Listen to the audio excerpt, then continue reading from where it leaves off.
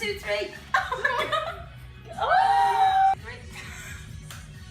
Go with the middle part. Yeah.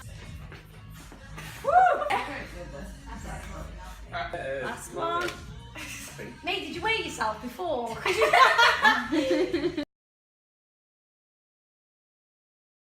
Hi. On the 17th of February 2017, which is a year ago today exactly, I donated 17 inches of my hair to the Little Princess Trust. And I made a few videos about it at the time, but I thought I would make one talking about everything that's happened since then regarding my hair and everything that happened then for everyone who's new around here. Not to celebrate it being a year onwards, but just because it is a year onwards, just taking the opportunity. I did make a few videos about what I was doing and why at the time, but I'm not going to make you go and watch those, partly because they were terrible quality and I don't want you to watch them, and partly because you probably can't be bothered. So, long story short, my mum had cancer, she survived the cancer, other people in my life had cancer, so I decided I wanted to do something for Cancer Research UK, which is kind of the leading cancer charity in this country at least, and also to help people my age or younger who are suffering from it as well. So I raised £2,500 for Cancer Research UK, which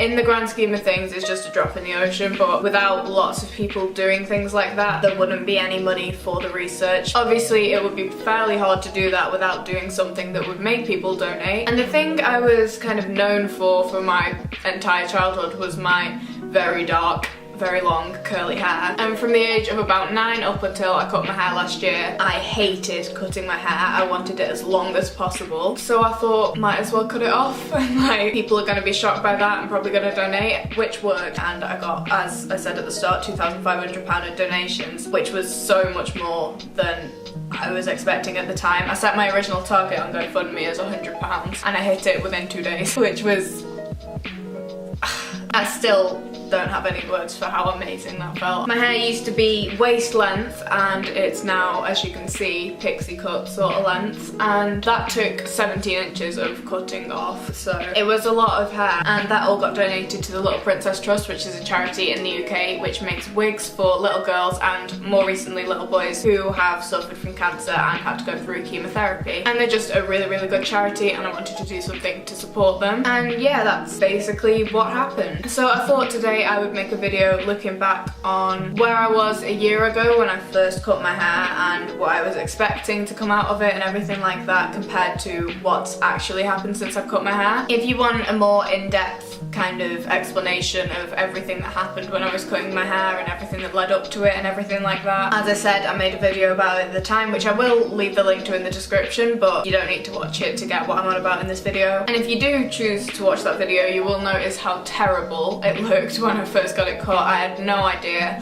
how to style it or anything like that. I'm still not completely experienced in that area, as you can probably tell, but when I first had it cut, I'll insert some pictures now, I just had no idea what I was doing with it. It was sort of just like someone had plonked a lump of hair on my head. But I've kind of got past that now. I can style it a little bit more, mainly thanks to the YouTuber and hairstylist Sarah H, who is the pixie cut queen. But yeah, I feel like I don't talk about it very much online anymore, like I did at the time obviously because it was a massive thing, but it comes up in conversation a lot in real life. It's kind of like when you're known for something, taking it away is much bigger than if I hadn't been known for my hair. When I was younger, I had really curly hair, like tubes. As far as white people hair goes anyway, I had very curly hair. Honestly, like around the time I got it cut, it wasn't even that curly. Like it was quite curly, but it wasn't curly. But because I'd been known for it for so long, I was just kind of known as a girl who had curly hair. And I was expecting it when I had it cut to sort of go like it was when I was younger, because I thought that the reason it wasn't so curly anymore was because of the weight of like the length of my hair pulling it down. But it's actually gone less curly, as you can tell. It's almost straight now, it's just a bit wavy, which I'm kind of glad about. I think when I first got it cut, I definitely expected it to affect my life a lot more than it did, but in different ways, because it did.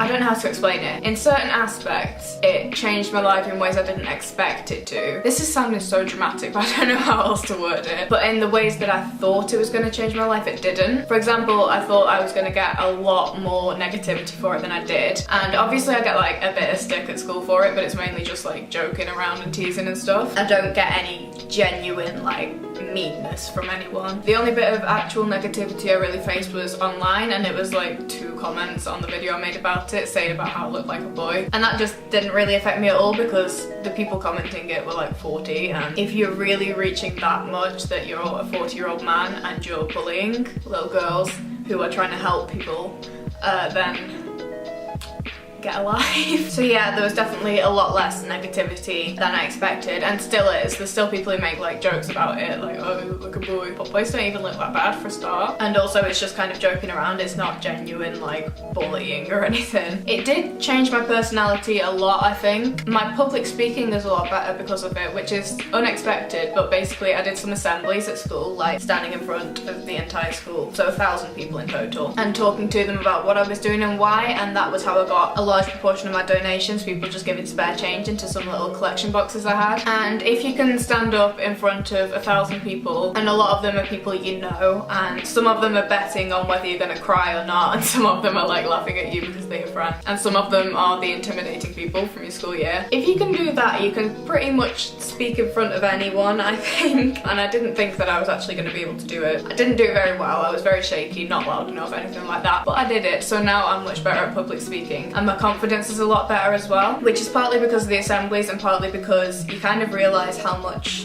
no one really cares. If I can cut all my hair off and it doesn't really matter, then what does matter, you know? You can kind of just do anything and it doesn't matter anywhere near as much as you think it does. I don't know, like if I can do an appearance change that drastic and still be okay with myself and still have other people be okay with me, surely I can change other things about my appearance or my life or myself or whatever, and it's not going to be as big a deal as I think it's going to be. And that turned out to be true. I've changed a lot of things. Just started to be a bit more myself, I suppose. People reacted to it in a variety of ways. Mostly at first, and still to this day, it was, when are you gonna grow it back out? And I'm kind of like, never.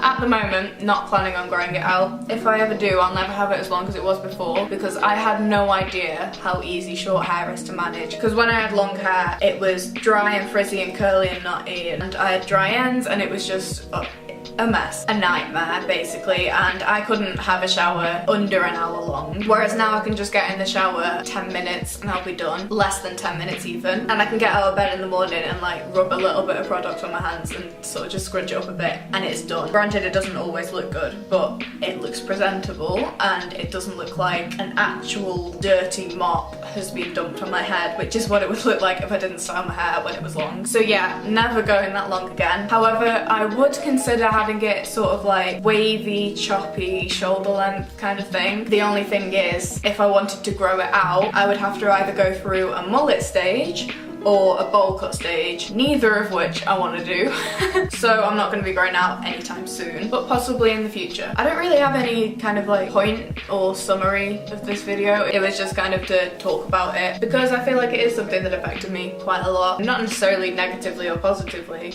well yeah, positively really. And it was a big part of my life, and I think I would be very different now if I hadn't done it. So I just wanted to do something about it since it's a year later. But I don't really have a point to end it on, so yeah, that's everything. I haven't really had any plan for this entire video, I've just kind of been rambling, so hopefully it hasn't been too much of a mess. If you know any YouTubers who do kind of like pixie cut styling videos, let me know, because as you can tell, still in need of a few of those. And yeah, I hope you enjoyed this video and I will see you next time. Bye!